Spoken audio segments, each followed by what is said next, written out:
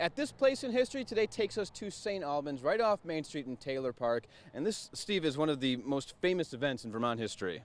A very famous event in Vermont history. I mean, I think take yourselves back. You know, we're well into the American Civil War. We're hundreds of miles from the nearest fighting in bucolic and beautiful downtown St. Albans. And you have this October afternoon, and Confederate raiders come charging into town, rob banks, burn a bridge, generally create mayhem, and then run back across the Canadian border. Incredible history here in St. Albans, and the History Museum here in St. Albans is fantastic as well. Oh, great, yeah, and we're going to go in and we're going to visit the St. Albans History Museum, and they have a raid room, and we're going to talk to some experts about the raid and learn a lot of really cool stuff. Inside the museum now, this is Jim Murphy. We are in the raid room, and you've got some great stories for us, I'm sure, Jim. Oh, there's so many stories about what happened during the raid. The man who was shot and killed by one of the raiders, he was a Southern sympathizer.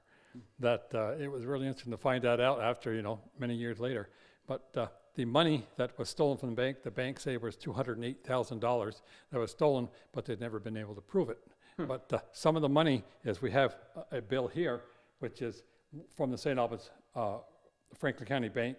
And we have on the wall here at the museum a whole about 10, 12, 15 pieces of the raid money, which had been stolen and was returned to a family here in town years ago. And they in turn have given it to the museum. We have it on the wall here in the raid room. So why did they raid? What did they accomplish?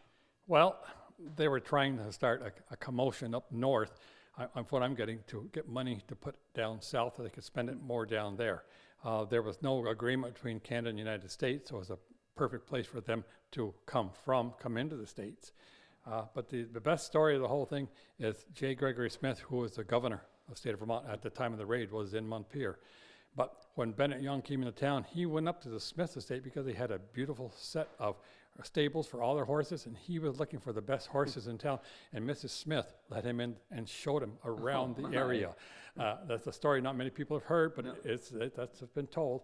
But the day of the raid, she found out at the raid, and she sat on her front porch with an old revolver. Now, Steve, you've got the white gloves out, which means you've got something cool to show us. I do. There are so many fun things in this museum here in St. Albans, but I had to go digging through the Vermont Historical Society collection as well. And we have this cane. And so the story on this cane is that a guy named Theron Webster was walking down the street in St. Albans, and when the gunplay was going on with the raiders coming in, that he narrowly missed being hit.